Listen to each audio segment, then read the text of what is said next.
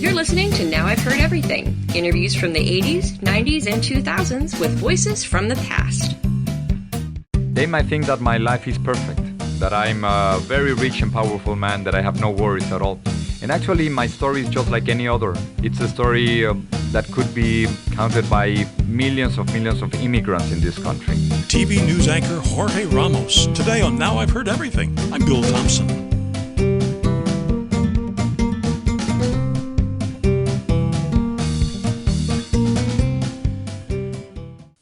Well, for many years, Walter Cronkite was America's favorite and most trusted television news anchor. Well, now there's a man who's known widely as the Walter Cronkite of Latino Americans. His name is Jorge Ramos, and he's been anchoring the news on Univision since 1987. Now, it was around his 50th birthday when he realized that he had, at that point, spent half his life in his native Mexico and the other half in the United States, that Ramos became a U.S. citizen. But as he explained in his 2002 autobiography, No Borders, he never really felt completely comfortable in either country. And the conversation that he and I had about that book, over 20 years ago now, seems as relevant today as it was then. So here now, from 2002, Jorge Ramos. My name is very difficult to pronounce. I convinced the President of the United States that Jorge was the same as George, which it is, and that Ramos is the same as Bush. So whenever I have the chance to meet with the President of the United States, he knows who I am because we have the same name. Anyway. Let me ask you, a translation is a very personal thing. You have to put a great deal of trust in the person doing the translating, don't you? Yes, and it's difficult. If it's difficult to translate any work, just imagine trying to translate your feelings and your perspective. However, I was very happy with the translation by Patricia Duncan, and I truly believe that the version in English is much more direct and concise than the one in Spanish. And as a matter of fact, you'll find that the English version of the autobiography is much shorter than the one in Spanish. So this tells you the two worlds in which I'm living and the two worlds in which I'm jumping from one to the other. That's the theme of the book, isn't it? Absolutely. That's why I call it No Borders. That's how I think I am living right now, in between worlds, and in between words too. I was born in Mexico City. I lived 25 years in Mexico, and then I came here about 20 years ago. And since then, I can tell you that there's not a single day in which I do not think of going back to my country.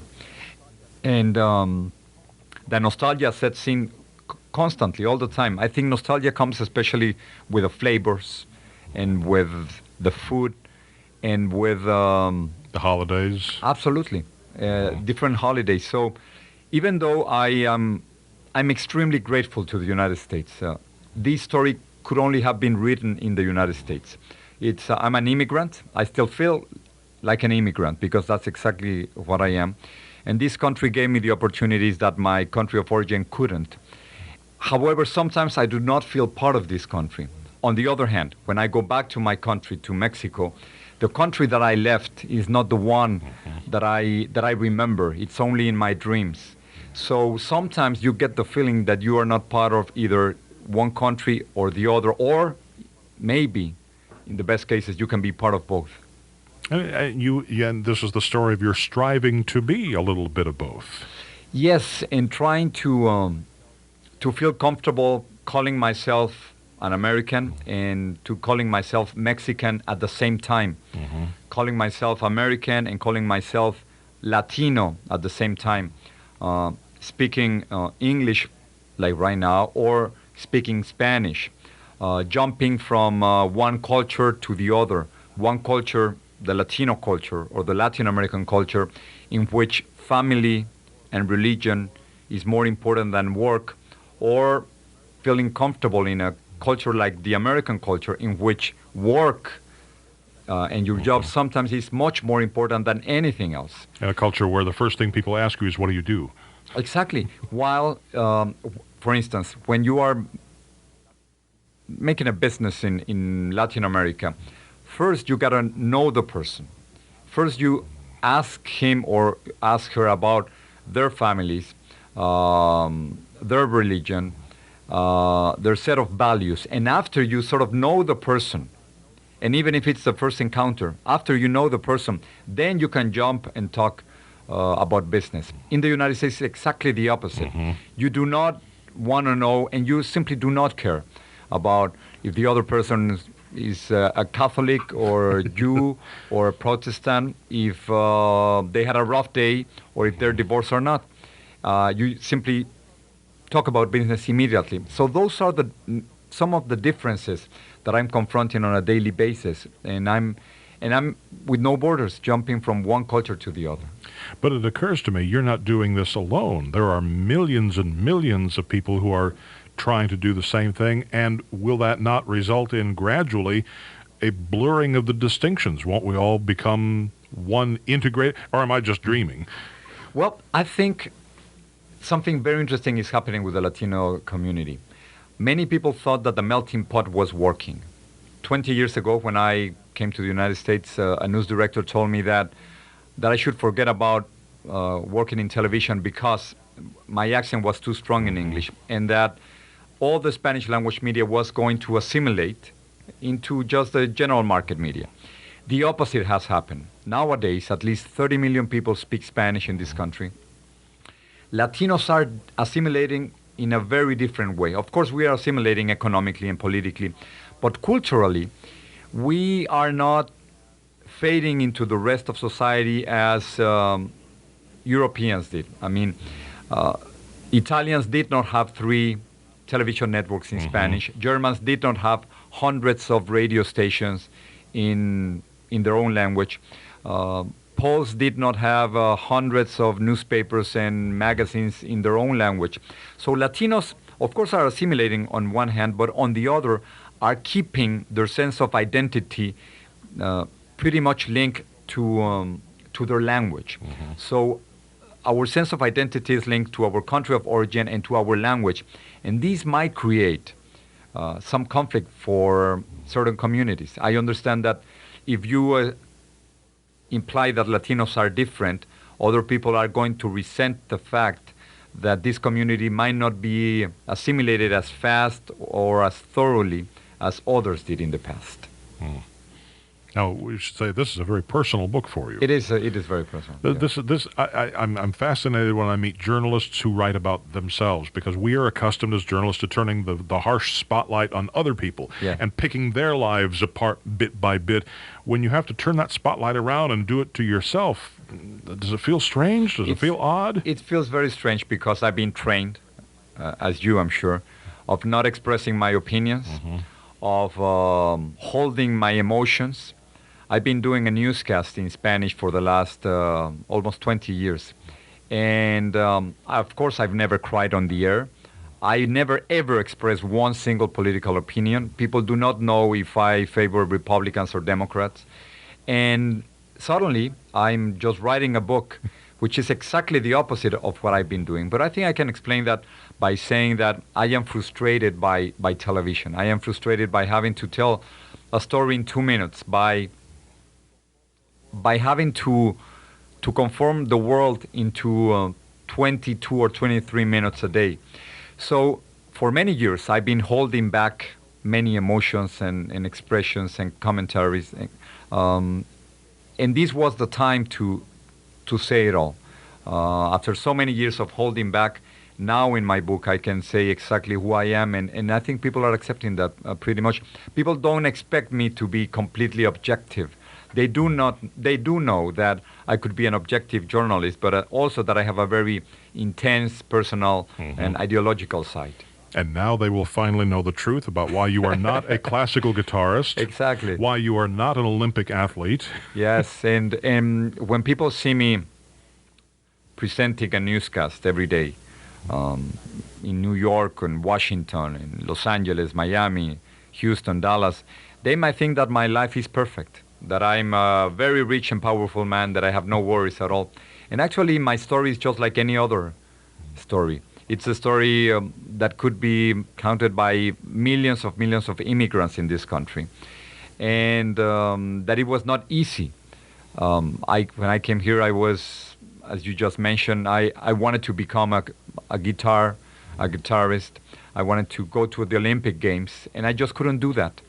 But in the United States, this might be the land for truly dreaming.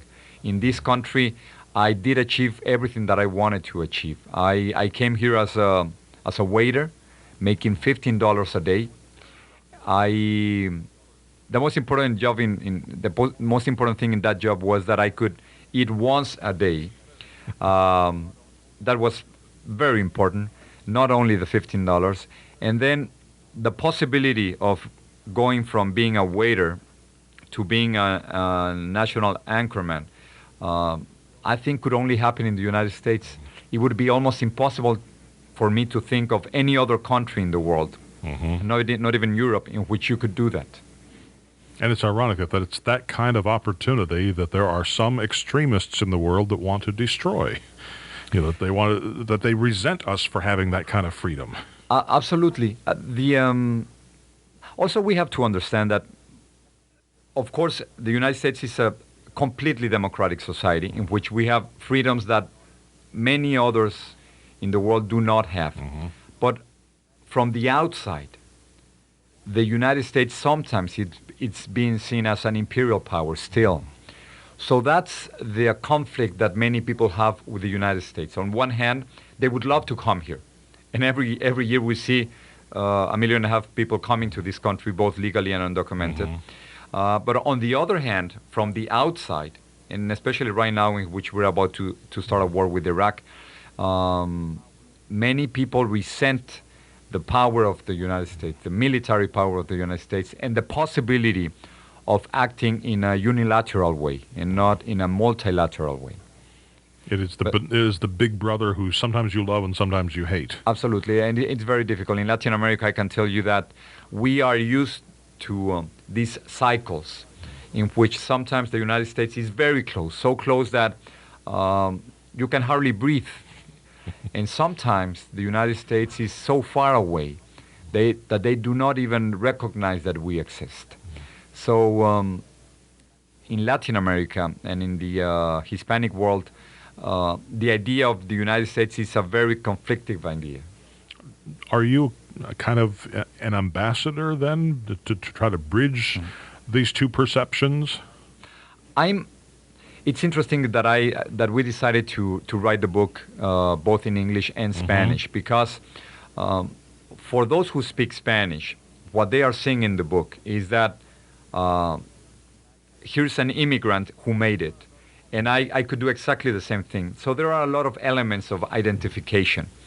On the other hand, the book in English is for those who do not know us, for those who do not speak Spanish, to understand that immigrants are not terrorists, that immigrants are not criminals, and that after September 11, it is very unfair that 31 million immigrants living legally in this country could become sometimes the scapegoats for the lack of intelligence work by the CIA and the FBI, and that all immigrants somehow are suspect for acts committed by 19 foreign-born extremists.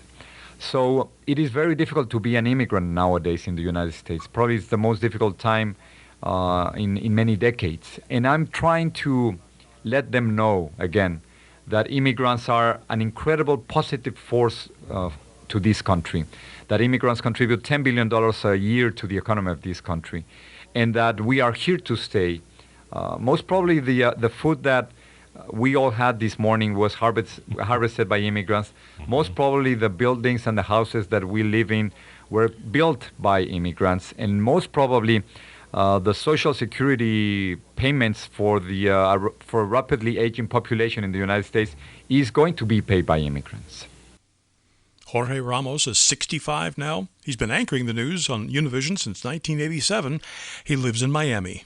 And you can get a copy of No Borders by Jorge Ramos in either English or Spanish by following the link in our show notes or by going to our website, heardeverything.com. And that, by the way, is also where you'll hear my 1992 interview with another noted and respected TV journalist, Jim Lehrer. Just a few minutes before the plane was due to land in Dallas, the rewrite man downtown said, "Do they have the bulletproof bubble top on the car?" And I said, "Well, I'll go find out." And the guy talks on the radio, and he says, "Yes, it's clear downtown." So he yells back to these other agents, "Take off the bubble top." And my 2007 conversation with former Mexican President Vicente Fox. My grandfather was an immigrant to Mexico, 1895. He came all the way down without a penny in his pocket, but a lot of dreams and a lot of hopes. And he made his American dream in Mexico. And as you know, we post new episodes of Now I've Heard Everything every Monday, Wednesday, and Friday. And you can find us on every major podcast platform. Thank you so much for listening. Next time on Now I've Heard Everything, if you enjoy going back and revisiting somebody's predictions about the future from 10 or 20 or even 30 years ago, you're going to love what we have for you next time. My 1990 conversation with the author of best-selling books like Future Shock and Power Shift, Alvin Toffler. What you don't know is you're paying twice for that same bag of groceries. Once with money, and the second time with the information that store's computer is sucking out of that bag of groceries you just bought. That's next time on Now I've Heard Everything. I'm Bill Thompson.